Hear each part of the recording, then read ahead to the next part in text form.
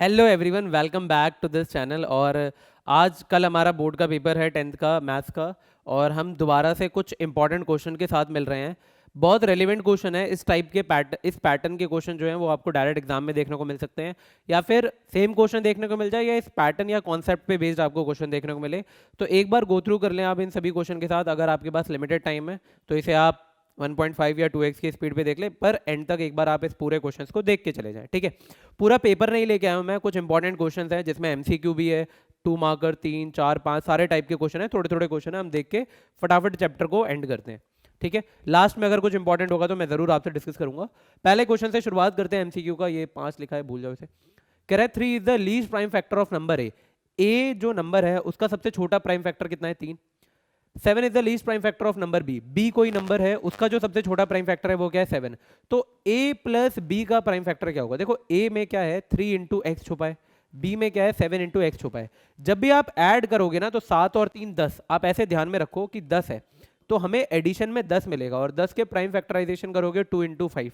ठीक है, तो सबसे छोटा प्राइम नंबर पूछ रहा है तो वो कौन सा हो जाएगा हमारा? 2। तो इसका आंसर क्या हो जाएगा? 2। बहुत अच्छा क्वेश्चन है, आपको एग्जाम में देखने को मिल सकता है। ये क्वेश्चन मैंने शायद कई बार शॉर्ट्स वीडियो में भी आपको दिखाया है। यहाँ पे पूछ रहा है टेन थीटा की वैल्यू m बाय एन है। ठीक है, हम इसको प्रॉपर सॉल्व नहीं करते, ये बस डायरेक्ट देख के आया जा सकता है, लेकिन इसको अब करना है। ये देखो, टेन की वैल्यू क्या होती है? साइन बाय कॉस, ये तो हमें पता है। अब मैंने देखा ऊपर भी साइन है, कॉस है, नीचे भी साइन और कॉस है। साइन को लिखूंगा अपोजिट अपॉन में हाइपोटेन्यूज, कॉस को लिखूंगा एडजेसेंट अपॉन में हाइपोटेन्यूज, इसको भी वही लिखूंगा। जब एलसीएम लूंगा नीचे भी हाइपोटेन्यूज, इधर भी नीचे हाइपोटेन्यूज, तो वो तो कैंसिल आउट हो जाएगा ना। यानी कि इसका जो आंसर है वो हाइपोटेन्यूज जो हमारा हाइपोटेन्यूज होता है उस पर निर्भर ही नहीं कर रहा है।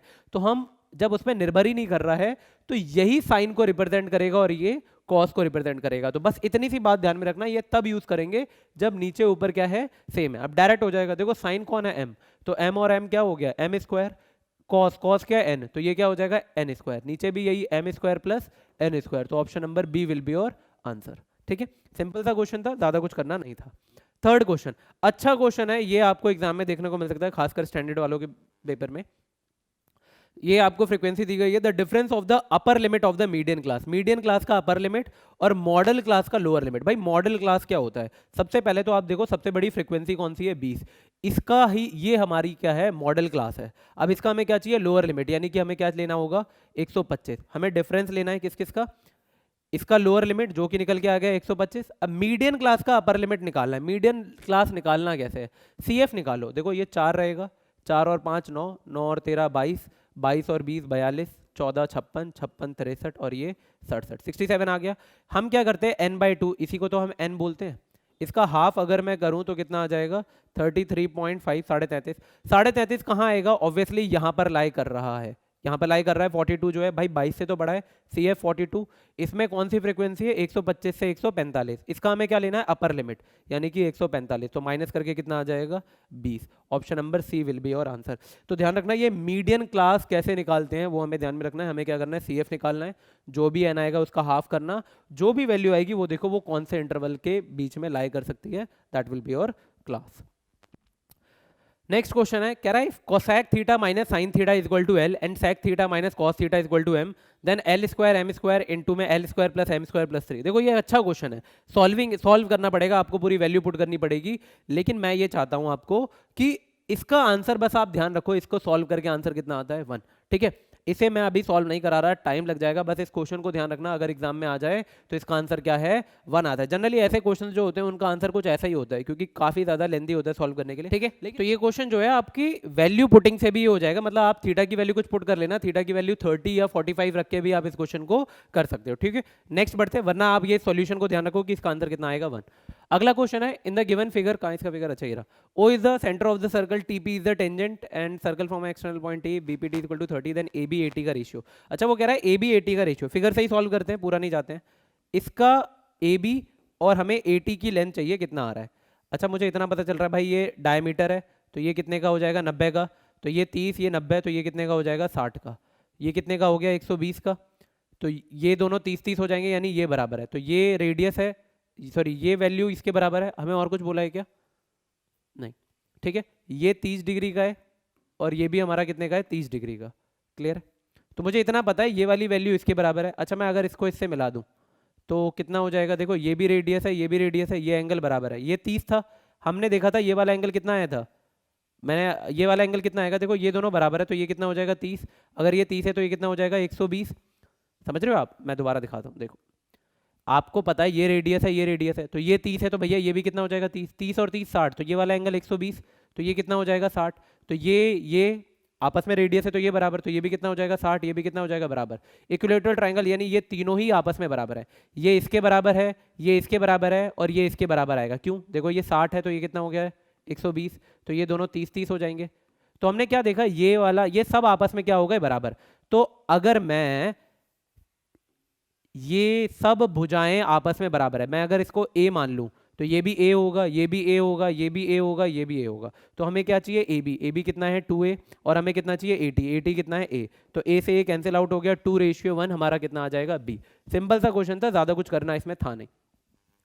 क्वेश्चन नंबर जो भी है, सिग्मा एफ आई यू आई की वैल्यू दे रखी है, ये आपका क्या नाम है स्टैटिस्टिक का क्वेश्चन है, मीन का फॉर्मूले बेस्ड क्वेश्चन है, ऐसे भी क्वेश्चन हमें देखने को मिल सकते हैं। हमें पता है, हमें ये स्टेप डेविएशन मेथड का एक आइडेंटिटी दे रखी है, क्या होता है sigma F I U I upon में सिग्मा एफ आई इंटू में एच प्लस में ए। हमसे क्या पूछ रहा है, मीन की वैल्यू पूछ रहा है। एफ आई यू आई की वैल्यू कितनी है -7, एफ आई कितना है तुम्हारा 25, ए कितना है तुम्हारा सॉरी एच कितना है तुम्हारा 50, ए कितना है तुम्हारा 225। भाई 25 दूनी 50, 7 दूनी 14, 225 में से आप 14 माइनस कर दोगे तो कितना आ जाएगा हमारा 211 आंसर आ जाएगा, यानी option number D will be और आंसर। ठीक है, थोड़ा सा मैं तेज लेके चल रहा हूँ आई नो, बट अच्छे क्वेश्चन है, ये आसानी से हो सकते हैं। अगला क्वेश्चन है, ये हमारे प्रोबेबिलिटी का बढ़िया सा क्वेश्चन है। कह रहा है एक लड़की है, कैलकुलेट करती है probability of her winning the first prize in a lottery. एक लॉटरी में उसकी जीतने की प्रोबेबिलिटी क्या है 0.08। अगर मैं इसको पॉइंट हटाऊं तो मैं 8/100 लिख सकता हूं। इसका मतलब क्या है कि भैया 100 लॉटरी ली है, मतलब टोटल लॉटरी 100 है, तो वो जीतने वाली लॉटरी उसके पास कितनी है 8। सही बात है। If the 6000 tickets are sold, मैंने मान लिया कि अगर 100 टिकट है तो लड़की कब जीतेगी 8 पे। इसी 100 की वैल्यू कितनी दे रखी है तुम्हें 6000, कितनी दे रखी है 6000। तो भैया उसने कितना खरीदा, यही तो है जिसमें वो जीत रही है। 100 की वैल्यू 6000 है, मतलब इस क्वेश्चन का मतलब क्या है, एक बार दोबारा समझो भाई। इसका मतलब है 8/100, मतलब वो लड़की 100 टिकट खरीदेगी तो 8 में वो जीत जाएगी। तो 6000 टिकट्स आर सोल्ड, तो टोटल टिकट 100 है, इसी 100 की वैल्यू कितनी दे रखी है तुम्हें 6000। तो 100 को 6000 मल्टीप्लाई करने के लिए आप किससे मल्टीप्लाई करोगे 60 से, तो 8 को भी किससे मल्टीप्लाई करोगे 60 से, तो 8 6 48 480। यानी उस लड़की ने जीतने के लिए कितने टिकट खरीदी हैं, how many ticket has she bought, 480 ticket जो है वो उसने खरीदी है। तो प्रोबेबिलिटी का एक सही सा क्वेश्चन था। नेक्स्ट बढ़ते हैं, एक और हमारा प्रोबेबिलिटी का है। इस क्वेश्चन को लाने का पर्पस है ये at most 1 tail, at least 1 tail, ये जो है वर्ड इनको ध्यान में रखना है। एट मोस्ट का मतलब है ज्यादा से ज्यादा, कह रहा है एट मोस्ट 1 टेल मतलब ज्यादा से ज्यादा एक टेल आए, या तो एक आए या तो आए ना, एक से ज्यादा नहीं चाहिए। ऐसे अगर मैं बोलता हूं एटलीस्ट 1 टेल, एटलीस्ट 1 टेल का मतलब क्या है, कम से कम एक तो चाहिए, एक से ज्यादा कितना भी चलेगा बट एक से कम नहीं होना चाहिए। ठीक है, तो ये एटलीस्ट और एटमोस्ट वर्ड का ध्यान में रखना। एटमोस्ट मतलब ज्यादा से ज्यादा एक से ज्यादा नहीं चलेगा, एक से कम वेल एंड गुड चलेगा। एटलीस्ट 1 टेल मतलब कम से कम एक तो चाहिए, एक से ज्यादा सारा चलेगा, एक से कम कुछ नहीं चलेगा भैया। अब क्या कह रहा है, 2 सिक्के को आप उछालते हो, तो भैया 2 सिक्के को उछालते हैं तो टोटल पॉसिबिलिटी कितनी आती है 4। इतना आपको पता होना चाहिए, मैं आपको बता भी देता हूँ। Head head, head tail, tail head और टेल टेल, मैंने आपको बताया। अच्छा मैं अगर आपको बोलूँ 3 सिक्के को उछालने की वो पॉसिबिलिटी बनाओ तो कैसे करोगे, मैंने बहुत अच्छी ट्रिक बताई है। 3 सिक्के को उछालोगे तो 2 की पावर 3 कर दो, कितना आएगा 8, यानी टोटल संभावनाएं कितनी बनेंगी 8। 8 कैसे निकालोगे, आप आधा करो, 8 का आधा 4, तो 4 बार हेड लिखो, 4 बार टेल लिखो, फिर 4 का आधा 2, 2 बार हेड लिखो, 2 बार टेल लिखो, 2 बार हेड लिखो, 2 बार टेल लिखो, फिर 2 का आधा 1, head tail head tail head tail. कभी इसको बनाने में तुम्हें गलती हो जाए मैं मान जाऊंगा, इस बात को ध्यान रखोगे। जितनी बार सिक्का उछाले 2 की पावर उतनी कर दो, 3 बार तो 2 की पावर 3 यानी 8। 8 है तो 8 का आधा 4, फिर 2 फिर 1। अगर 4 बार उछाला जाता तो 2 की पावर 4, 2 की पावर 4 16, तो 16 का आधा करो, 8 बार हेड 8 बार टेल, फिर 4 बार हेड 4 बार टेल, फिर 2 बार हेड 2 बार टेल, फिर 1 बार हेड 1 बार टेल, ऐसे। खैर इतना जाने की जरूरत नहीं है अभी हमें। क्वेश्चन में क्या पूछ रहा था, एटमोस्ट 1 टेल, भाई ज्यादा से ज्यादा कितना टेल आ जाए, 1 टेल आए, यानी 1 और 1 से कम लेना चाहिए। तो 1 से कम टेल इसमें है, 1 टेल इसमें है, 1 टेल इसमें है, तो कितना आ जाएगा 3/4, कितना हो जाएगा 3/। 1 से ज्यादा नहीं होना चाहिए, इसमें तो 2 आ गए ना, तो ये इसको नहीं ले सकते। ठीक है, आसान सा क्वेश्चन था। असर्शन एंड रीजन, कई बार असर्शन एंड रीजन वाले क्वेश्चंस में थोड़ी सी वो कैलकुलेशन दे देता है। अगर आप ये कैलकुलेट करने में सक्षम नहीं है, छोड़ दो इसे, छोड़ दो। लास्ट में देखना, अगर तुम्हें कैसा भी एग्जाम दोगे, आपके लास्ट में 5-10 मिनट या 15 मिनट मिनिमम बच ही जाते हैं जिसमें आप बस कुछ भी कर रहे होते हो, ठीक है। तो वहां पे फायदा रहेगा, आप इन क्वेश्चनों को तब देख लेना, या तो स्किप कर दो। बट करना क्या है, कह रहा है एक सॉलिड हेमिस्फीयर है जिसका रेडियस दे रखा है तुम्हें, a right cone of same radius, एक और राइट कोन है उसमें से तुमने रिमूव कर दिया, तो volume of the remaining solid. तो भाई कह रहा है आपके पास एक हेमिस्फीयर है, हेमिस्फीयर का वॉल्यूम होता है 2/3 पाई आर क्यूब, उसमें से तुमने एक कोन को निकाल दिया 1/3 पाई आर स्क्वायर एच, तो जो रिमेनिंग सॉलिड बचा उसका वॉल्यूम ये है। तो देखो यही तो फॉर्मूला लगाएंगे, कह रहा है expression use here to calculate volume of remaining solid, volume of hemisphere upon volume of cone. तो रिमेनिंग रीजन सही है। अब बस ये हमें चेक करना होगा कि क्या ये वॉल्यूम का आंसर सही आया है कि नहीं। अब आप इसको आप कैलकुलेट करोगे, है ना, शायद ये सही है, मुझे नहीं पता, मुझे कैलकुलेट करना पड़ेगा। आप इसको कैलकुलेट करोगे, बट मुझे ये तो पता है रीजन सही है, तो यहां पर मुझे क्या करना पड़ेगा, कैलकुलेट। कई बार क्या होता है, रीजन में वो यहाँ पे प्लस कर देता या कुछ और दे देता, तो रीजन ही गलत हो जाता, तो इसको कैलकुलेट करने की जरूरत पड़ती नहीं। बट इसको अभी हमें कैलकुलेट करना पड़ेगा क्योंकि रीजन क्या है, सही है। जनरली ऐसे क्वेश्चन में ये असर्शन भी सही होता है, देखो रीजन इसको एक्सप्लेन भी कर रहा है। अब अगर ये कैलकुलेशन सही हुई तब तो भैया ऑप्शन नंबर ए हो जाएगा, लेकिन अगर यही गलत हो गया तो फिर ऑप्शन नंबर क्या होता है, डी हो जाता है कि हमारा ए ही फॉल्स है। तो यहां पे आपको कैलकुलेट करना पड़ेगा। कैलकुलेशन करने के लिए हमेशा ध्यान रखो रेडियस सेम है, तो 1/3 पाई आर स्क्वायर हम क्या ले लेंगे, कॉमन। तो यहां पे एक आर बच जाएगा और यहां पे क्या बच जाएगा, हाइट। हमें क्या बोला है, यहाँ solid hemisphere of radius this. अच्छा एक बात बताओ, हेमिस्फीयर है, हेमिस्फीयर से कोन निकालोगे आप तो सेम, उसकी हाइट भी तो सेम ही होगी ना, तो हाइट भी क्या होगी, सेम ही होगी। क्लियर है इतनी सी बात। तो अगर यहाँ पे देखो हाइट भी सेम है, तो इवेंचुअली वो क्या कह रहा है, 2/3 पाई आर क्यूब, और ये क्या है 1/3 पाई। अगर हाइट भी सेम हो जाएगी तो ये आर क्यूब नहीं हो जाएगा, क्योंकि रेडियस क्या बोला था, right cone of same radius removed, ठीक है। तो अब इसको हमें कैलकुलेट करना है भाई, 2/3 में से 1/3 पाई आर क्यूब जाएगा, तो 1/3 पाई आर क्यूब बच जाएगा। आप कैलकुलेट कर लो, 3.14, रेडियस कितना है 10, 10 का क्या करना है क्यूब, यानी कितना आ जाएगा 1000, पॉइंट हटाओगे 100, 2 0 से 2 0 कैंसिल आउट हो जाएगा, तो 3140 डिवाइडेड बाय 3। अब इसको डिवाइड दो, पाई√2,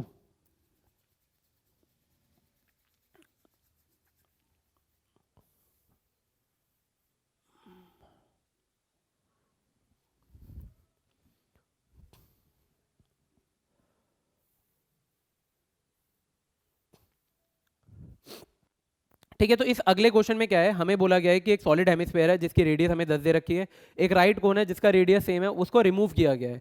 the volume of the remaining solid is this, take pi की वैल्यू 3.14 लेना है और √2 की वैल्यू 1.4। देखो हमें पता है अगर एक आप हेमिस्फीयर सॉलिड में से अगर आपने कोन हटाया है तो हमें क्या करना पड़ेगा, वॉल्यूम निकालना है। तो हम उस हेमिस्फीयर में के जो वॉल्यूम है उसमें से कोन का वॉल्यूम क्या कर देंगे, हटा देंगे। तो ऑब्वियसली वॉल्यूम ऑफ हेमिस्फीयर में से वॉल्यूम ऑफ कोन माइनस करोगे तो ये एक्सप्रेशन क्या है, सही है। अब हमें क्रॉस चेक करना पड़ेगा कि क्या ये असर्शन सही है या गलत। तो यहाँ पे हमें कैलकुलेट करना पड़ेगा, अगर कैलकुलेट करके आंसर आया तो वेल एंड गुड, नहीं तो फिर हमारा ऑप्शन नंबर क्या हो जाएगा, डी। तो इस कैलकुलेशन करके आप इसको सॉल्व कर सकते हैं। नेक्स्ट बढ़ते हैं अगले क्वेश्चन में। What is the diameter of a circle whose area is equal to the sum of the areas of two circle of diameter 10 and 24। ये 2 नंबर का एक क्वेश्चन है, बहुत अच्छा क्वेश्चन है, आपको एग्जाम में देखने को मिल सकता है, एक बेसिक का पेपर बनेगा तो वहां पे जरूर देखने को मिलेगा। इसमें क्या बोल रहा है भाई, 2 सर्कल है जिनका डायमीटर है 10 और 24, whose area is equal to the sum of the area. इन दोनों के एरिया को जोड़ के एक बड़ा सर्कल बनता है। अब बच्चे क्या करते हैं, इसका एरिया निकाला, इसका एरिया निकाला, जोड़ा और फिर उसको इसके कंपेयर करा। नहीं भाई, क्या बोल रहा है, आपको D1 दिया हुआ है 10 सेंटीमीटर, तो मैं बोल सकता हूँ R1 कितना हो जाएगा, डायमीटर का आधा 5 सेंटीमीटर। दूसरे सर्कल का डायमीटर आपको कितना दिया हुआ है 24 सेंटीमीटर, तो मैं R2 बोल सकता हूँ कि कितना हो जाएगा 12 सेंटीमीटर। आपने एक और नया सर्कल है, लेट कर लेते हैं कि उसका जो डायमीटर है या उसका जो रेडियस है, ठीक है, वो कितना है, कैपिटल आर। अब वो क्या कह रहा है, इस वाले सर्कल का एरिया पाई R1 स्क्वायर, दूसरे वाले सर्कल का एरिया यानी pi R2 square is equal to बड़े वाले सर्कल का एरिया यानी पाई आर स्क्वायर स्क्वायर। यही तो कहना चाहता है वो। अब मुझे क्या दिख रहा है, पाई पाई कॉमन ले लिया मैंने, तो R1 स्क्वायर प्लस R2 का square is equal to pi R square. हमें दिख रहा है पाई से पाई कैंसिल आउट हो जाएगा। R1 की वैल्यू कितनी थी हमारी 5 का स्क्वायर, R2 कितना है हमारा, R2 कितना है हमारा 12 का स्क्वायर, और R3 बड़ा वाला R तो पता ही नहीं, वो तो निकालना है। 5 का स्क्वायर हर किसी को पता होगा 25, 12 का स्क्वायर 144, ठीक है। 25 और 144 कितना होता है, ये स्क्वायर है मैं क्यूब लिख दे रहा हूँ, 169, और 169 किसका स्क्वायर होता है हमारा 13 का, यानी रेडियस कितना आ गया 13 सेंटीमीटर। अगर भैया रेडियस 13 है तो डायमीटर डबल हो जाएगा यानी 26 सेंटीमीटर। 5, 12, 13 राइट एंगल ट्राइंगल होता है, ये मुझे पता था, तो मैं आसानी से मुझे ये कैलकुलेशन ज़्यादा करनी नहीं पड़ेगी। तो अच्छा क्वेश्चन है, आपको एग्जाम में ये डेफिनेटली देखने को मिल सकता है, ठीक है। क्वेश्चन नंबर 25 है, in the given figure ABCD is a parallelogram. B जो है वो CD को बाइसेक्ट कर रहा है M पे, यानी अगर बाइसेक्ट कर रहा है तो ऑब्वियसली ये दोनों आपस में क्या हो जाएंगे, बराबर हो जाएंगे। Intersect AC at L, AC को L पे काट रहा है, और show that EL is equal to 2BL, EL is equal to जो है वो 2BL के शो कर रहे हैं।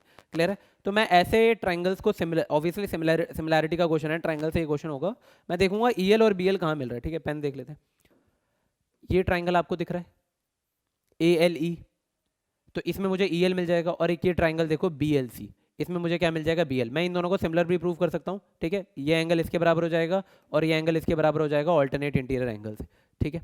सो सबसे पहले इन ट्राइंगल ALE सिमिलर हो जाएगा ट्राइंगल CALE और CLB, एंगल एंगल क्राइटेरिया से। कौन से क्राइटेरिया से, एंगल क्राइटेरिया से। मैं लिख देता हूँ यहाँ पे, आप बोल दोगे ALE is equal to angle CLB, vertical opposite angle, शीर्षाभिमुख कोण, और भाई ये दोनों लाइन पैरेलल है ना, तो ये alternate interior angle, angle LAE is equal to angle LCBAIA, है ना। या फिर आप बोल देना AB जो है, सॉरी AD जो है वो BC के क्या है, पैरेलल है। अगर ये दोनों ट्राइंगल सिमिलर है तो भाई करस्पॉन्डिंग साइड्स के रेशियो क्या हो जाएंगे, बराबर। तो यहाँ से मैं बोल सकता हूँ AL अपॉन में CL is equal to EL upon में BL, ठीक है। इसको हम पॉइंट नंबर 1 ध्यान रखेंगे। दूसरे ट्राइंगल और कौन से ले सकते हैं जहाँ पे हमें AL CL दोबारा मिल जाए, देखो एक तो ये वाला ट्राइंगल है ABL, और दूसरा ये CLM, ठीक है। इन दोनों ट्राइंगल को हम सिमिलर प्रूफ करते हैं। सो सिमिलरली आप लिख सकते हो यहाँ पे, सिमिलरली ट्राइंगल ALB सिमिलर हो जाएगा ट्राइंगल CLM के हो जाएगा वही एंगल एंगल क्राइटेरिया से, ठीक है। दिख रहा है, ये VOA वर्टिकल अपोजिट एंगल, और ये एंगल इसके क्या हो जाएगा, बराबर हो जाएगा ऑल्टरनेट इंटीरियर एंगल, ये आप लिख लेना यहाँ पे। तो यहाँ से क्या बोल सकता हूँ मैं, AL अपॉन में CL जो होगा वो किसके बराबर हो जाएगा, AB अपॉन में CM, बोल सकता हूँ मैं क्या, AB अपॉन में CM। क्यों लेके आया मैं ये पॉइंट, देखो AL CL आपस में बराबर है, मुझे ना यहाँ से AB और CM को काटना है। अब AB और CM को मैं कैसे काटूंगा, देखो AL अपॉन में CL इज इक्वल टू, इसको यूं रहने देते हैं। हमें पता है कि AB जो है वो किसके बराबर हो जाएगा, CD के। AB बराबर होगा किसके, CD के, क्योंकि ABCD इज अ पैरेललोग्राम, और समांतर चतुर्भुज है तो obviously opposite sides will be equal. ABCD parallelogram है तो AD BC के बराबर होगा। तो मैं अगर AB को CD लिख दूं तो कोई फर्क पड़ेगा क्या, AB को अगर मैं CD लिख दूं तो कोई फर्क नहीं पड़ेगा। अच्छा यहाँ से और क्या मिल रहा है, हमें बोला गया था क्वेश्चन में कि M जो है वो क्या है, बाइसेक्ट कर रहा है, ये बाइसेक्ट कर रहा है तो ये क्या है, मिड पॉइंट है ना। M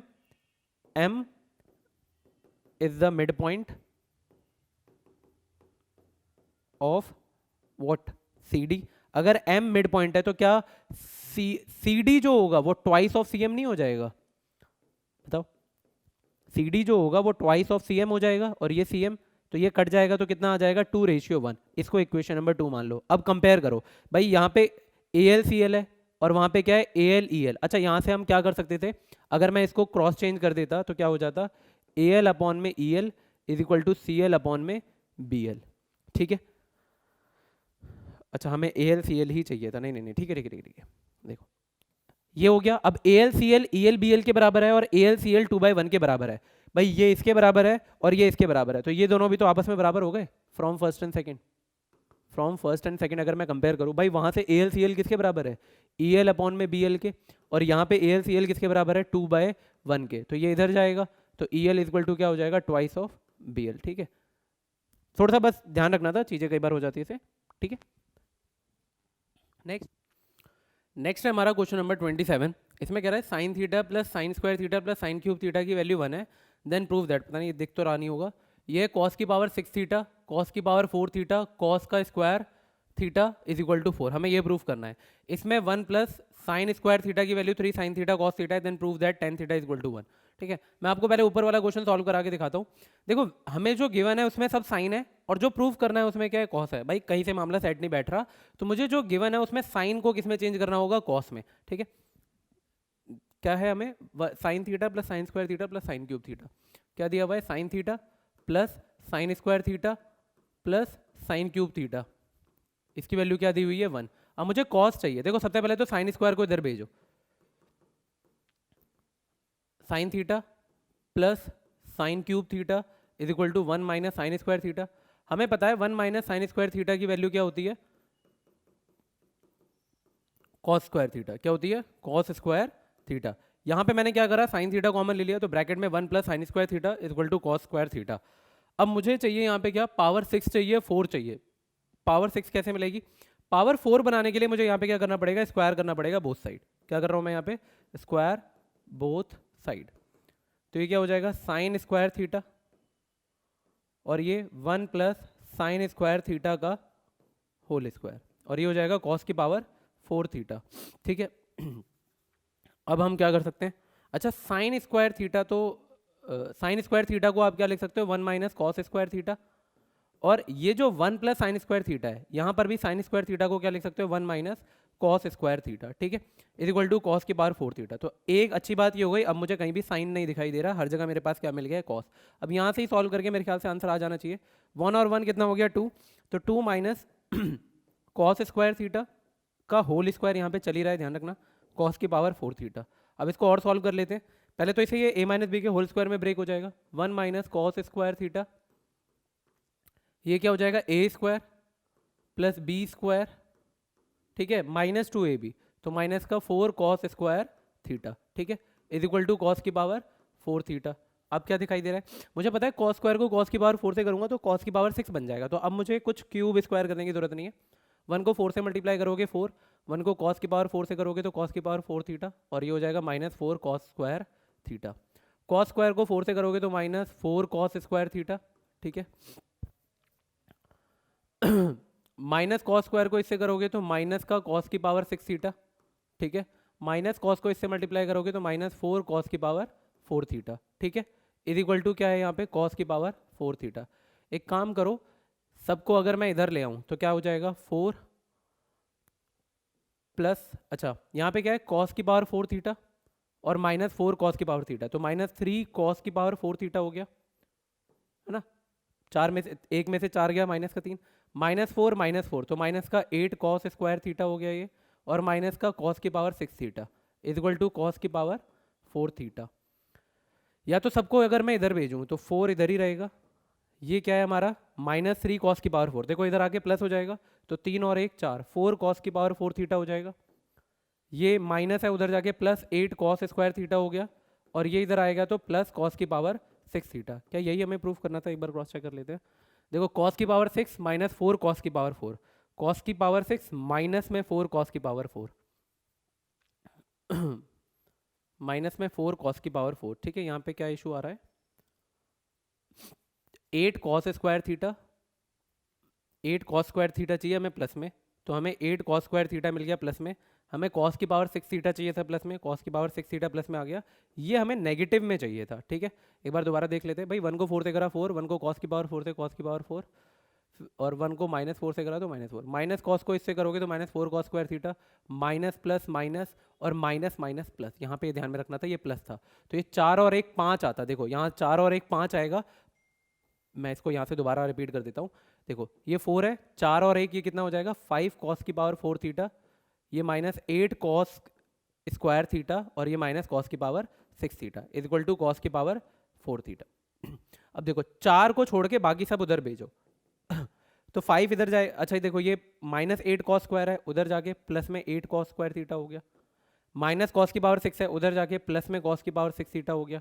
या फिर हम पावर वाइज लिख लेते हैं, माइनस कॉस जाएगा उधर, तो पहले सबसे बड़ी पावर कॉस की पावर 6 थीटा, अब ये 5 है प्लस का, उधर जाके माइनस हो जाएगा, इधर ऑलरेडी 1 कॉस की पावर थीटा है, देखो यहाँ पे कॉस की पावर 4 थीटा है, ये आएगा तो माइनस का 5 कॉस की पावर 4 थीटा, तो 1 में से 5 जाएगा तो कितना हो जाएगा, माइनस का 4 कॉस की पावर 4 थीटा। ठीक है, और यहाँ पे क्या है, माइनस 8 कॉस स्क्वायर थीटा है, वो इधर आएगा तो प्लस में 8 कॉस स्क्वायर थीटा। तो यही हमें क्या करना था, प्रूफ करना था, हेंस प्रूफ। ठीक है, तो अच्छा क्वेश्चन था भाई, स्टैंडर्ड के पेपर में ये क्वेश्चन हमें जरूर देखने को मिल जाएगा। ऐसा ही कोई रिलेशन बेस्ड क्वेश्चन है यहाँ पे, 1 प्लस साइन स्क्वायर थीटा की वैल्यू 3 साइन इंटू कॉस दे रखा है, तो हमसे पूछा गया है then prove that tan theta की वैल्यू 1। ये आप खुद से ट्राई करें, मुझे इसका आंसर अगर आप कमेंट बॉक्स में बता देंगे तो वो काफ़ी ज़्यादा बेहतर रहेगा, इसको ध्यान रखना, ये एक अच्छा क्वेश्चन है। आगे बढ़ते हैं, आगे हमारे पास क्या है question, Mr Patil has 3 classes, each class has 28, 42 and 56 students respectively. Mr Patil wants to divide each class into group. भैया उसके पास 3 क्लास है, हर एक क्लास में 28, 42 और 56 बच्चे हैं। मिस्टर पाटिल जो चाहती हैं वो क्या चाहती हैं, मिस्टर पाटिल क्या चाहते हैं, wants to divide each class into groups so that every group in every class has the same number of student and there are no students left over। बहुत ही अच्छा पॉइंट था यहाँ पे, क्या कह रहा है, such that every group in every class, हर एक क्लास में जो ग्रुप है उसमें सेम नंबर ऑफ स्टूडेंट है और कोई भी स्टूडेंट अलग से नहीं बच गया। What is the maximum number of student mister Patil can put in each group. देखो जब भी मैक्सिमम की बात है आपको हाईएस्ट कॉमन फैक्टर निकालना पड़ेगा। मान लेते हैं हमारे पास 3 क्लास है ए बी सी, ए में कितने बच्चे हैं, 28, 42 और 56। हमें इनका प्राइम फैक्टराइजेशन करना पड़ेगा, तो 2 इंटू 2 इंटू 7 हो जाएगा, 2 इंटू 3 इंटू 7 हो जाएगा, और 56 का करोगे तो 7 8 56, तो 2 इंटू 2 इंटू 2 इंटू 7। मुझे दिखाई दे रहा है कि कॉमन क्या आ रहा है, 2 और ये 7 है ना। सो HCF highest common factor of 28, 42 and 56, मुझे दिख भी रहा था कि सारे 14 के टेबल में है, तो ये कितना आ जाएगा 14। अब ये मैक्सिमम स्टूडेंट कैसे अरेंज हो सकते हैं 14, लेकिन क्वेश्चन वो क्या पूछना चाहती है, what is the maximum number of student mister Patil can put in each group, हर एक ग्रुप में कितने बच्चे हो सकते हैं। So maximum number of student can be put in each group is equal to क्या करना पड़ेगा, हमें इन सबको ना डिवाइड देना पड़ेगा, यानी 28 को डिवाइड देंगे 14 से, फिर हम 42 को डिवाइड देंगे 14 से, फिर हम 56 को डिवाइड देंगे 14 से। तो 14 दूनी 28, 14 तिया 42, 14 चौके 56। तो कितने स्टूडेंट को हम रख सकते हैं, 9 स्टूडेंट्स को रखेंगे, तो हमारे कभी भी मतलब बच्चे जो हैं वो नहीं बचेंगे, वो सारे के सारे इसमें अरेंज हो जाएंगे। अच्छा क्वेश्चन था, एग्जाम में हमें जरूर देखने को मिलेगा। सेक्शन डी का पार्ट है ये, यानी ये 5 नंबर वाले क्वेश्चन में से है। ठीक है, देखते हैं क्या कह रहा है। एक रेक्टेंगुलर पार्क है, is to be designed whose breadth is 3 metre less than its length. Breadth और लेंथ के बीच में रिलेशन दिया है। Its area is to be 4 square metre more than the area of a park that has already been made in the shape of an isosceles triangle with its base as the breadth of the rectangular park and of altitude 12 metre, find the length and breadth of the park। बहुत ही बढ़िया question है भाई, अगर अच्छा paper बनाया है ना CBSE वालों ने तो ये क्वेश्चन जरूर देखने को मिलेगा। क्या कह रहा है, पेन चेंज करते हैं थोड़ा।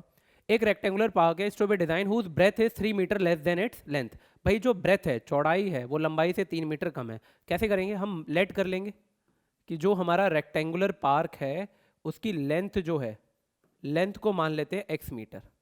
ठीक है, तो विड्थ के बारे में या ब्रेथ के बारे में क्या कह रहा है, breadth is 3 metre less than its length, तो breadth is 3 metre less than its length.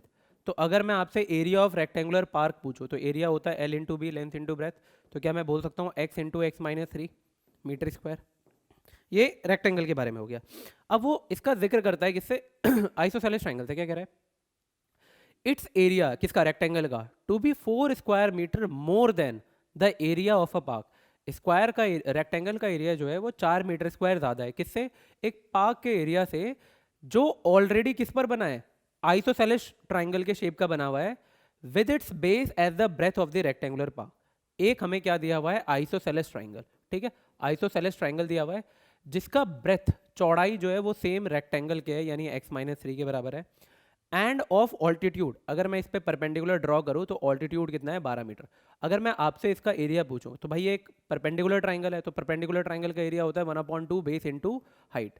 भाई बेस का काम कौन कर रहा है, हमारा x-3, और हाइट का काम कौन कर रहा है, आपका 12। तो हमें दिखाई दे रहा है ये हो गया 6 टाइम्स x-3 मीटर स्क्वायर, ये हमारे ट्राइंगल का एरिया। अब इन दोनों में रिलेशन क्या बोल रहा था, वो कह रहा है भाई कि जो रेक्टेंगल का एरिया है 4 square metre more than the area of park.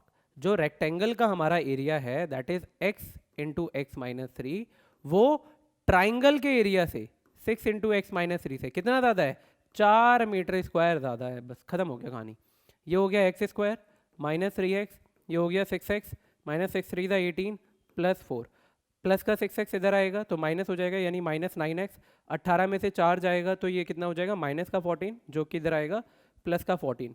ये हमारा एक क्वाड्रेटिक इक्वेशन बन गया। आपके पास क्वाड्रेटिक फॉर्मूला है, उसको अप्लाई कर लो। मुझे सीधा स्प्लिट द मिडिल टर्म दिखाई दे रहा है, मैं वो भी लगा सकता हूँ भाई। Minus 7x minus 2x plus 14 में ब्रेक कर सकता हूँ मैं। 7 और 2 9, 7 2 जा 14, x कॉमन ले लिया, this will become x minus 7। यहाँ से माइनस 2 कॉमन ले लूँगा तो x माइनस 7, तो यहाँ से x माइनस 7 मिल जाएगा और यहाँ से x माइनस 2 मिल जाएगा। आप दोनों को बराबर में 0 रखोगे तो x माइनस 7 = 0 और या फिर x माइनस 2 = 0। तो x की वैल्यू यहाँ से क्या आएगी 2, x की वैल्यू 7 आएगी। क्या दोनों वैल्यू पॉसिबल है? क्रॉस चेक कर लेते हैं। अगर मैं x की वैल्यू यहाँ पे 7 रखूँ तो ठीक है, 7 माइनस 3 4 हो जाएगा। बट अगर मैं 2 रखूँगा तो 2 माइनस 3 कितना आएगा -1। ब्रेथ नेगेटिव में हो सकती है क्या? So x = 2 is not possible. तो x हमारा क्या है 7, यानी length of the rectangle is x and breadth is 7 minus 3 यानी 4। तो 7 4 जा 28 हमारा एरिया आ जाएगा और यहाँ पर भी पुट करके आप वैल्यू निकाल लोगे। तो अच्छा क्वेश्चन था एग्जाम का जो हमें देखने को मिल सकता है। नीचे वाले का भी हम एक बार स्टेटमेंट बना के देख लेते हैं। कह रहा है the difference of the square of 2 number. भैया 2 नंबर है, उनके स्क्वायर का डिफरेंस जो है वो 204 है। ठीक है, एक पॉइंट ये, the square of the smaller number, छोटे वाले नंबर का जो स्क्वायर है, is 4 less than 10 times the larger number. बड़े वाले नंबर के 10 टाइम से 4 कम है। कौन? छोटे वाले नंबर का स्क्वायर। तो छोटे वाले नंबर के स्क्वायर और बड़े वाले नंबर के बीच में रिलेशन है ना, तो हम लेट कर लेते हैं कि भैया बड़ा वाला नंबर क्या है x। आप लेट करोगे कि जो तुम्हारा बड़ा नंबर है, लार्जर नंबर है, वो कितना है x। तो स्क्वायर ऑफ स्मॉलर नंबर, छोटे वाले नंबर के स्क्वायर के बारे में क्या कह रहा है? The square of the smaller number is 4 less than 10 time the larger number, है ना। लार्जर नंबर के 10 गुने से 4 क्या है? कम है छोटे वाले का स्क्वायर। अब खत्म है।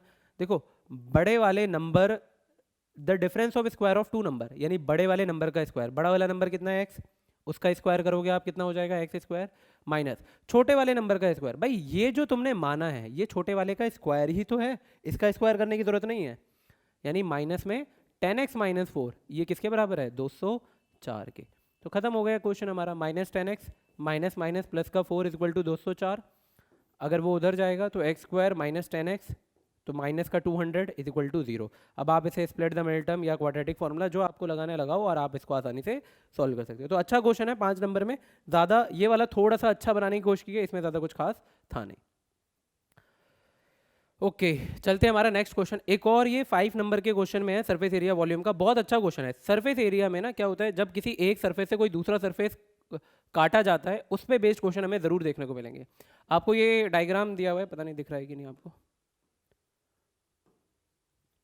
क्या कह रहा है? In a figure from a solid of cube side, है ना, एक सॉलिड क्यूब है जिसकी साइड कितनी दे रखी है 10 सेंटीमीटर। सॉलिड क्यूब की साइड कितनी दे रखी है 7 centimetre. A cylinder of radius 2.1, भैया इसका रेडियस दिया हुआ है 2.1 and height 7 centimetre scooped out. मतलब ऑब्वियसली इसकी हाइट, अगर ये मेरा क्यूब है ना तो ये पूरी हाइट होगी सिलेंडर की, मतलब एकदम ऊपर से लेके नीचे तक टच कर रहा है। Find the total surface area of the remaining solid. भाई ऐसे मान लो कि कुछ है नहीं मेरे पास, ठीक है। मान लो ये हमारा सिलेंडर है, क्यूब है। अब इससे जब आप सिलेंडर को काटोगे तो आपको क्या देखने को मिलेगा? देखो मान लो ये पूरा ऐसे मिट्टी विट्टी कुछ भरी हुई थी, मेरे को ना एक सिलेंडर काटना है। तो सिलेंडर कैसे काटूंगा? पहले तो मैं एक गोल बनाऊंगा, है ना, एक गोल बनेगा, इस सर्कल सा बनेगा। फिर उससे मैं खोदते खोदते उसकी मिट्टी निकालूंगा। तो मिट्टी निकालते निकालते नीचे भी तो एक सर्कल बन जाएगा। तो आपको क्या दिखाई देगा भाई? क्यूब का चारों ओर, क्यूब का चारों ओर दिखाई देगा, क्यूब का नीचे भी दिखाई देगा, यानी 5 के 5 सरफेस दिखाई देंगे। छठा सरफेस भी दिखाई देगा, बट ये जो ऊपर वाला सरफेस ऐसा होगा, यहाँ पे तुमने ये एक सर्कल काटा है ना, तो वो तो तुमने काट के हटा दिया, तो यहाँ पर कुछ भी लेयर दिखाई देगी नहीं। अब फिर आप नीचे देखोगे, नीचे आपको चारों ओर सिलेंडर दिखाई देगा, पेंट कर पाओगे, लेकिन नीचे एक सर्कल भी तो बन गया होगा जब आपने सिलेंडर फॉर्म करा है। ध्यान में रखना, आप जब भी एक किसी सॉलिड में से कोई दूसरा सॉलिड काट रहे हैं, इसको इमेजिन कैसे करें कि एरिया क्या होगा। वॉल्यूम में दिक्कत नहीं आती, एरिया में दिक्कत आता है। तो डायग्राम इमेज को दिमाग में बनाओ और सोचो मुझे पेंट करना है ना, पेंटर बन जाओ। आपको बहुत ज़्यादा दिक्कत नहीं होगी, आप आसानी से सॉल्व कर लोगे। मैं बताता हूँ, मुझे एरिया निकालना है, total surface area of remaining solid है ना, मैं शॉर्ट में लिख रहा हूँ, आप इसे एग्जाम में ऑब्वियसली तमीज से तवज्जो के साथ लिखेंगे। मुझे क्या दिखाई दे रहा है, मैं पूरा क्यूब देख पा रहा हूँ, यानी 6 इंटू क्यूब का सरफेस एरिया 6 इंटू है, लेकिन ठीक है क्यूब क्योंकि चारों ओर दिखाई देगा, नीचे का तला भी दिखाई देगा, ऊपर से दिखाई तो दे रहा है, लेकिन ऊपर मैंने एक सर्कल भी तो कट करा है, तो मुझे इस सर्कल का एरिया क्या करना पड़ेगा, माइनस, तो माइनस सर्कल का एरिया यानी पाई आर स्क्वायर। क्लियर है इतनी सी बात। अब मैंने क्या, मुझे सिलेंडर भी तो दिखाई दे रहा है, तो सिलेंडर का पूरा कर्व्ड सरफेस एरिया है ना, सिलेंडर का कर्व्ड सरफेस एरिया क्या होता है, 2 पाई आर एच, ये भी दिखाई देगा। प्लस मुझे और क्या दिखाई देगा भाई, नीचे में ये सर्कल भी तो बन गया, ठीक है, मुझे ये सर्कल भी क्या करना पड़ेगा, हटाना पड़ेगा, क्योंकि अगर मैं पूरा सिलेंडर हटा रहा हूं ना तो नीचे से सर्कल भी क्या हो जाएगा मेरा, हट जाएगा, यानी टोटल 2 सर्कल हट रहे हैं। देखो ये आपका क्यूब है, चारों ओर दिखाई दे रहा है, आप सिलेंडर को काटना है, आपने ऊपर सर्कल करा होगा, खोदते खोदते मिट्टी काटते काटते काटते नीचे चले गए, तो पूरा आर पार दिखाई दे रहा है, तो सिलेंडर का चारों ओर दिखाई दे रहा है, curved surface area 2 pi R H, आपको क्यूब दिखाई दे रहा है, लेकिन जब ऊपर से आपने सिलेंडर बनाया तो ऊपर से सर्कल काटा, नीचे से सर्कल काटा, यानी 2 सर्कल आपके कट गए, यानी ये हो गया 6a square minus 2 pi R square plus 2 pi R H. अब ये बहुत ही सिंपल हो गया, अब वैल्यू पुटिंग बेस्ड क्वेश्चन है ये, आप वैल्यू पुट करो और आपका आंसर आ जाएगा। कैलकुलेशन अच्छी रखना, हमारा ए कितना है, साइड कितना है 7 का स्क्वायर, पाई की वैल्यू कुछ बोला नहीं है 22/7, रेडियस यानी 7 का स्क्वायर, ठीक है, रेडियस यानी हमारा 7 का स्क्वायर प्लस 2, पाई की वैल्यू 22/7, रेडियस कितना है हमारे इसका 2.1 और हाइट कितनी है हमारी 7, तो 7 7 कैंसिल आउट हो गया, 7 7 कैंसिल आउट हो गया, 7 का स्क्वायर कितना होता है 49, तो 6 नमा 54, 6 चौक 24 और 5 200, 294 आ जाएगा, 7 दूनी 14, 14 दूनी 28, 14 दूनी 28 और 2 30, माइनस का 308 प्लस क्या हो जाएगा 21 दूनी कितना हो जाएगा 42, मैं पॉइंट भूल है ना 4.2 हो जाएगा, और 22 से मल्टीप्लाई करूँ 22 दूनी 44, 22 चौक हमारा कितना हो गया 88, 88 और 4 92, 92.4। अगर मैं इन दोनों को जोड़ के और उसमें से 308 घटा दूं तो वो मेरा सरफेस एरिया आ जाएगा किसका, जो भी रिमेनिंग सॉलिड है। तो अच्छा क्वेश्चन है, एग्जाम में आपको ये ऐसा क्वेश्चन देखने को मिलेगा जिसमें एक सॉलिड से दूसरा सॉलिड हटाया जाता है। क्लियर है, बढ़ते हैं हमारे नेक्स्ट क्वेश्चन की ओर। अच्छा ये भी उसी पे है, अच्छा ये वॉल्यूम बेस्ड क्वेश्चन है ना, ये भी हो जाएगा मेरे ख्याल से। क्या कह रहा है, 2 solid cones A and B placed in a cylindrical tube, दिखाई दे रहा है ये कोन है आपका, ठीक है, ये आपका क्या है कोन है, ऐसे ये 6 सेंटीमीटर है, ये पूरी लेंथ 21 सेंटीमीटर है। The ratio of their capacities are, किसकी कैपेसिटी की बात हो रही है, find the heights and capacity of the cones, ठीक है। अच्छा दोनों कोन के कैपेसिटी की बात हो रही है, इसके वॉल्यूम का रेशियो दिया हुआ है, इसके वॉल्यूम को V1 मान लो, इसके वॉल्यूम को V2 मान लो, तो वो कह रहा है भैया V1 और V2 का रेशियो जो है, V1 और V2 का रेशियो जो है वो 2:1 है।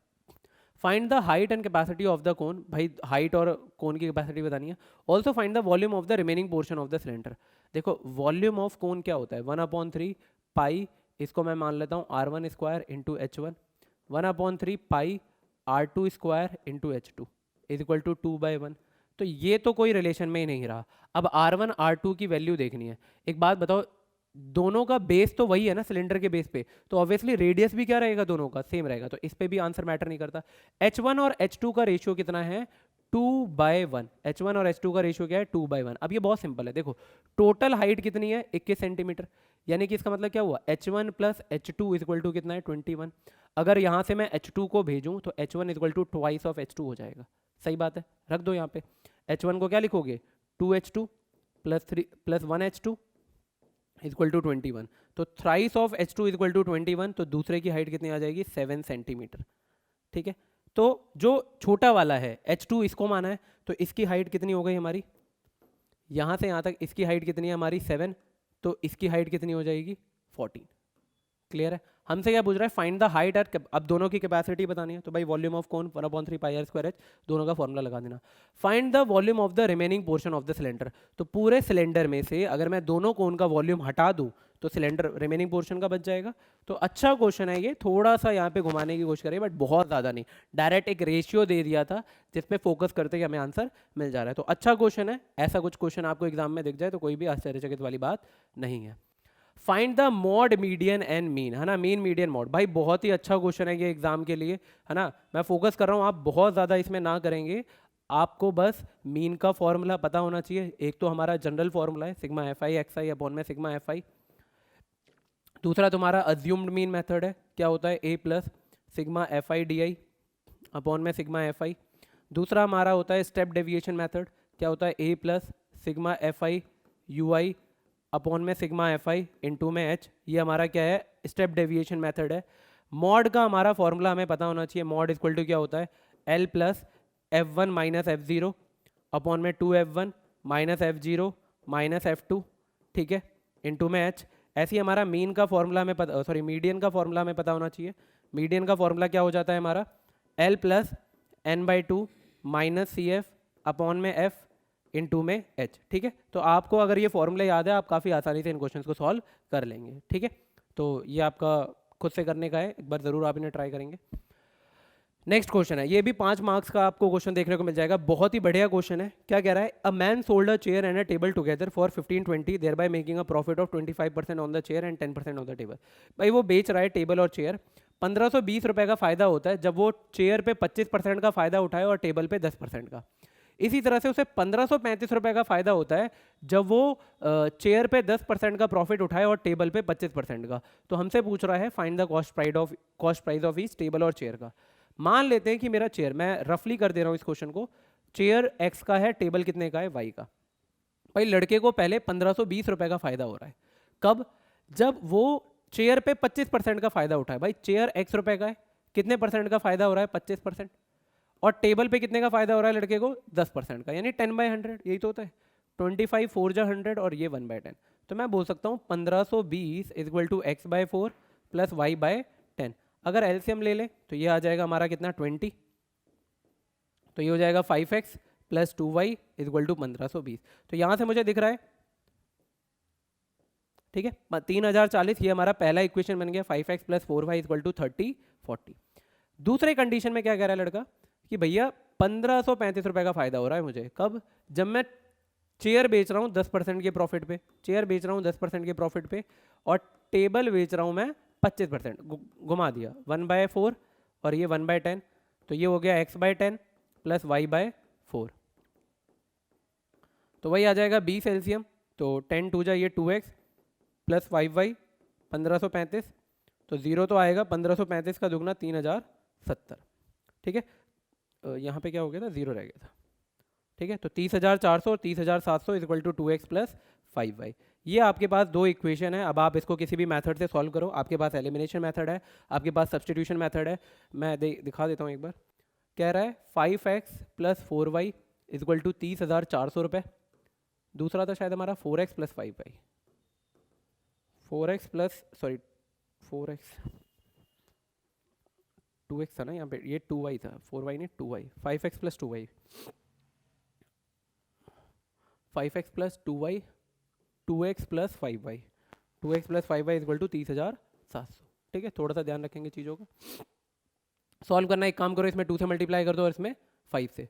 तो ये हो जाएगा 2 5 जा 10, 2 2 जा 4 और 0 0 2 4 जा 8, 0 2 3 जा 6। तो 60,800 हो जाएगा। 5 से मल्टीप्लाई करोगे 10x 25y और ये हो जाएगा 0 0 5 7 35, 3 5 दिया 15, ठीक है। तो 30,700 का 5 गुणा कर दोगे तो 1,53,500 रुपये। साइन चेंज डिफरेंस कर देंगे, सब्ट्रैक्ट करने पर कट गया, ये आ जाएगा माइनस का 21y। अब 1,53,000 में से 60,000 जाएगा 800, तो कितना बच जाएगा, देखो 60,000 जाएगा इसमें से, तो ऑब्वियसली 90 लाख के आसपास आंसर पहुंच जाएगा। एक काम करो, पहले 1,53,000 में से मैं 60,000 घटाता। अगर 1,53,000 में से मैं 60,000 घटाऊंगा तो मुझे 93,000 बच जाएगा, ठीक है। 1,53,500 में 500 और जोड़ दो तो ये 53,500 बच गया, बट मुझे 800 भी तो घटाना है, तो ये आ जाएगा 92,800, नहीं 92,700, ठीक है। वो भी किसमें, नेगेटिव में, क्योंकि माइनस का आंसर है। तो ये इधर आके डिवाइड दे देगा, 92,700 बटे में माइनस का 21 और ये माइनस, माइनस से माइनस कैंसिल आउट हो जाएगा। आप काट लो, 7 से भी कट रहा है, 21 से डायरेक्ट अगर हम काटें तो 4 एकम 4, 4 दूनी 8, तो 21 4 जा 84, कितना बच जाएगा फिर यहाँ पे 87। 7 से तो नहीं कट रहा है, एक बार देख लेते हैं। 8 7 15, 90,000, 9 6 15,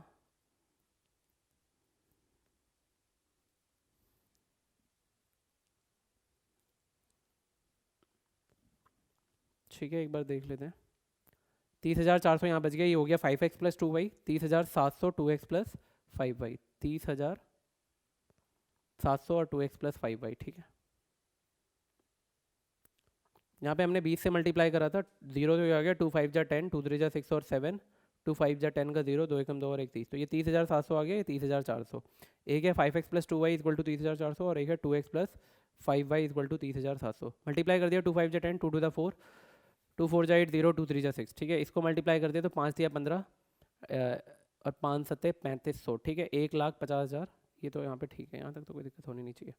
अब अगर मैं इसको कैलकुलेट करूँ तो 10 से 10 कट गया, ये तो आ जाएगा माइनस का 21y, बिल्कुल ये सारा ठीक है। 92,000 कितना आया था, 800 आया था, 800 आया था, 700 आया था, 700 आएगा। 7 5 12 होता है ना, 8 7 15 होता है, सॉरी, ठीक है।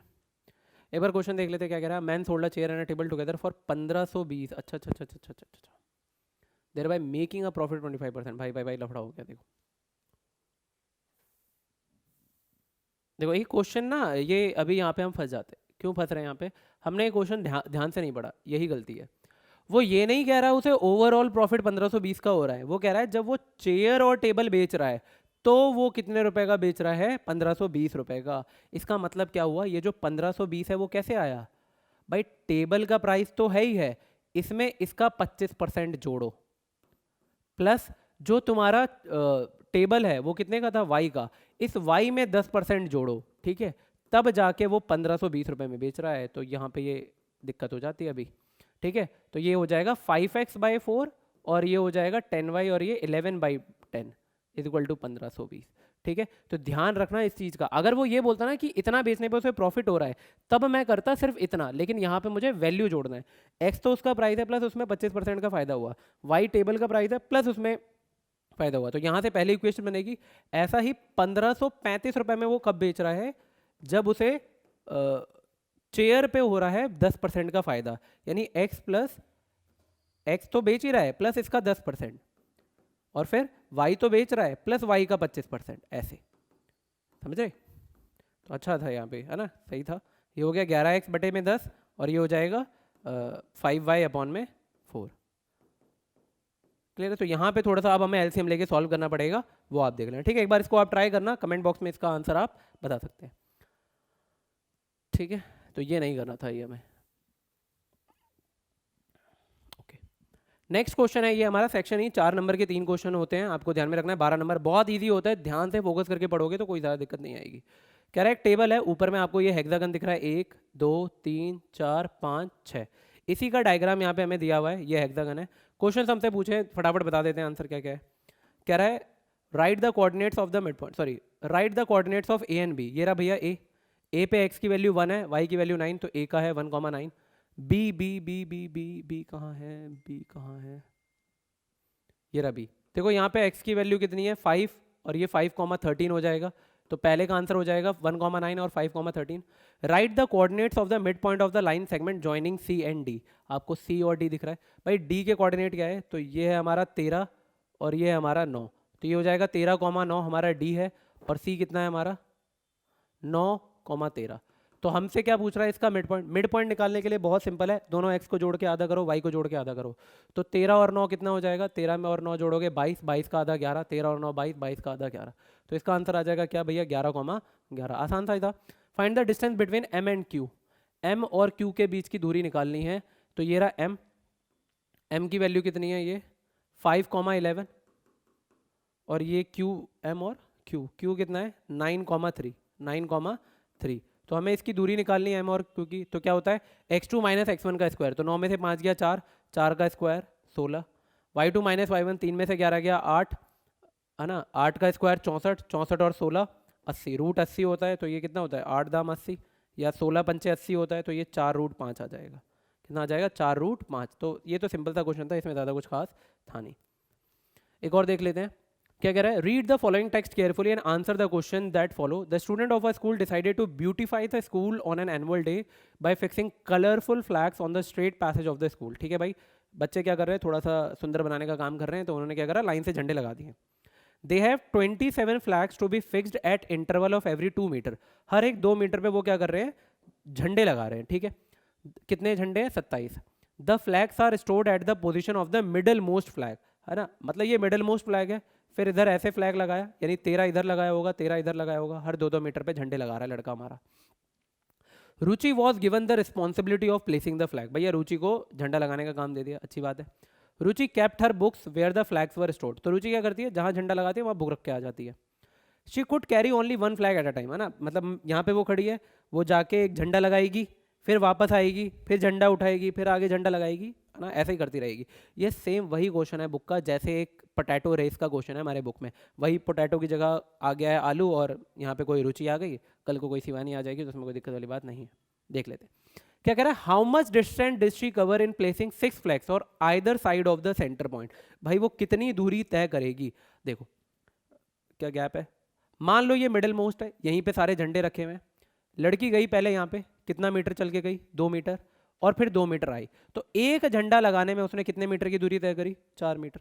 अब वो यहाँ पे झंडा लगाएगी दूसरा, तो यहाँ से यहाँ तक की दूरी कितनी हो गई, 4, फिर 4 वापस आएगी, तो टोटल दूरी कितनी तय करेगी, फिर 8, फिर ऐसे अगला कितना होगा, 6, 6 और 6 यानी कितनी दूरी तय करेगी वो, 12।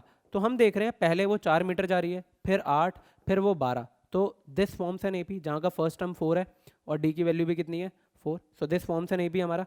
ऐसे कितने झंडे लगा रही है, टोटल 13, है ना, भाई इधर 13 लगा रही है और इधर 13, तो जो मैक्सिमम दूरी है एक तरफ की बात कर रहे हैं ना, है ना, either side of the centre, है ना, सेंटर से इधर 13 और इधर 13, तो क्या पूछ रहा है, हाउ मच डिस्टेंस, है ना, कितना डिस्टेंस टोटल कवर करा, did she cover in placing 6 flags on either side, यानी हमसे एस एन का फॉर्मूला वो पूछ रहा है।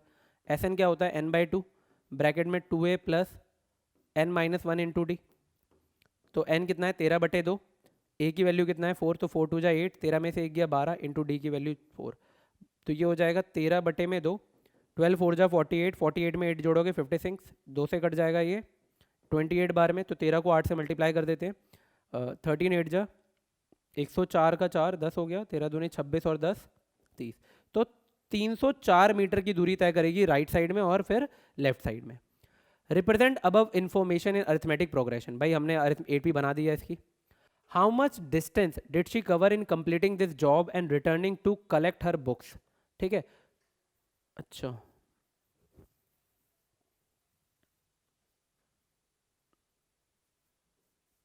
अच्छा, इसका मेरे ख्याल से वो लास्ट वाला तो नहीं पूछ रहा कहीं, वो an पूछना चाहता था मेरे ख्याल से।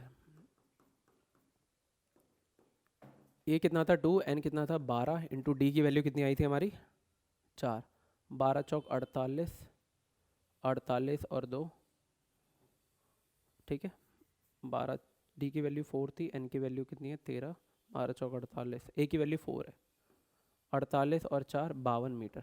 देखो लास्ट वाला जो है वो 52 मीटर तय करेगा। हमसे क्या पूछ रहा है कि how much distance did she cover in placing 6 flags on either side of the centre, तो भाई दोनों तरफ वो कितना करेगी 304 304, तो 304 इधर 304 इधर, है ना, either side of the tenter, तो 304 आगे जाएगी 304 पीछे जाएगी, तो टोटल कितना हो जाएगा 608 मीटर की दूरी तय करेगी, ठीक है।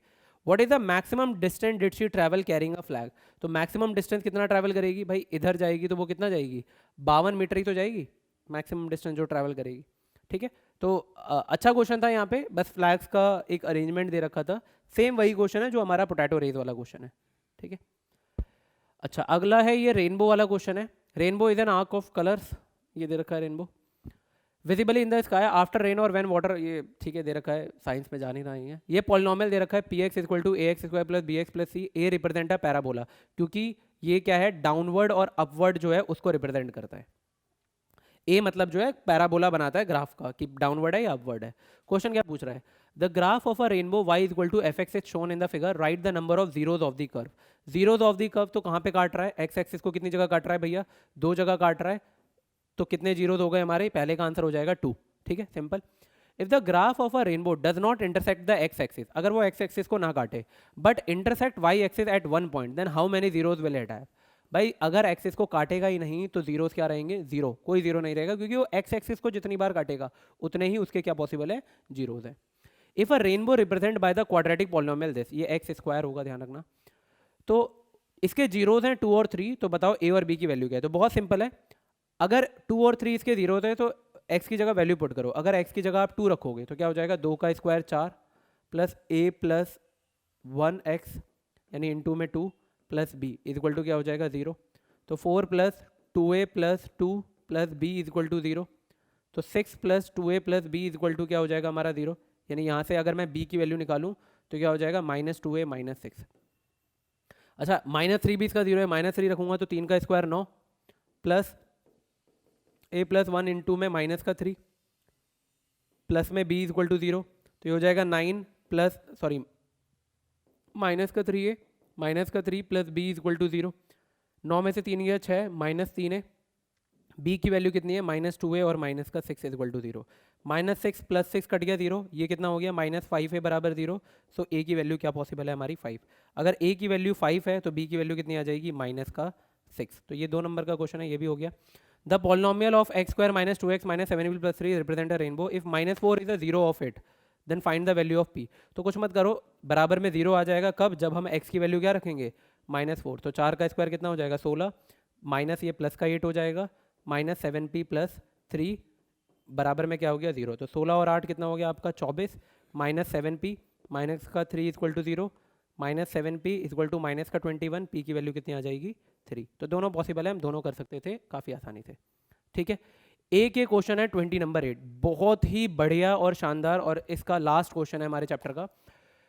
कह रहा है side A B and B C, side A B and B C and median A D, ये दूसरे वाले ट्राइंगल के करस्पॉन्डिंग प्रपोर्शन में, यानी पी क्यू पी एम और क्यू आर के क्या है प्रपोर्शन में, शो दैट फिगर कि बड़े वाले जो ट्राइंगल हैं ए बी सी और पी क्यू आर ये आपस में क्या है सिमिलर है।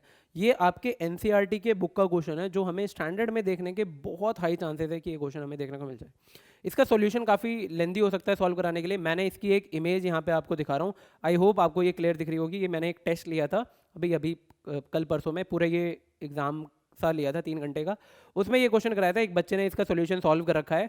आप जरूर इस सॉल्यूशन को देख के जाएं, इसके काफ़ी ज़्यादा प्रोबेबिलिटी है कि ये क्वेश्चन आपको देखने को मिल जाए। ठीक है, ये 2 फेजेस में इसको सॉल्यूशन को सॉल्व कर रखा है। इसमें हम क्या करते हैं कंस्ट्रक्शन करते हैं। ये जो हमारा ट्राइंगल है इसमें हम क्या करते हैं, ये जो एडी है इसी के सेम लेंथ की हम क्या करते हैं यहाँ पे कंस्ट्रक्शन करते हैं, और फिर सिमिलैरिटी से फाइनल ट्राइंगल हमारा, ये जो 2 ट्राइंगल दिख रहे हैं इनको हम सिमिलर प्रूव करके हम एक एंगल को बराबर लाते हैं। कौन से, ये वाले, क्योंकि हमें क्या दिक्कत है, हमें एक एंगल जो है वो बराबर दिख नहीं रहा है ना। करस्पॉन्डिंग साइड ये BC और QR आपस में रेशियो में है, बट या तो 3 साइड प्रोपोर्शन में मिले या फिर 2 साइड और एक एंगल मिले। तो उस एंगल को प्रूव करने के लिए ये जो A वाला एंगल है इसको हम प्रूफ करने के लिए हम क्या करेंगे, इसका कंस्ट्रक्शन का इस्तेमाल करके इसको प्रूफ करेंगे। ठीक है, तो ये आई गेस लास्ट क्वेश्चन था हमारा इस सेशन का। आई होप आपको ये वीडियो अच्छी लगी होगी।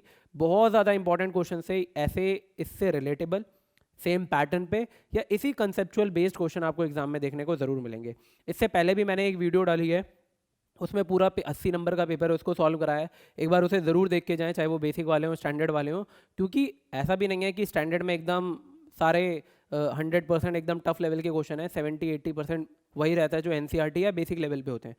10-20% का खेल होता है और उसी में ही मार्जिन ऊपर नीचे हो जाता है। तो इसलिए आप उससे पहले वाले वीडियो को भी देख के जाएँ, इसको भी देख के जाएँ, आपके लिए बहुत ज़्यादा हेल्पफुल होगा। ठीक है, मिलते हैं फिर नेक्स्ट किसी सेशन में, हो सकता है हम साइंस के किसी वीडियो में मिलेंगे। सो तब तक के लिए गुड बाय, थैंक यू।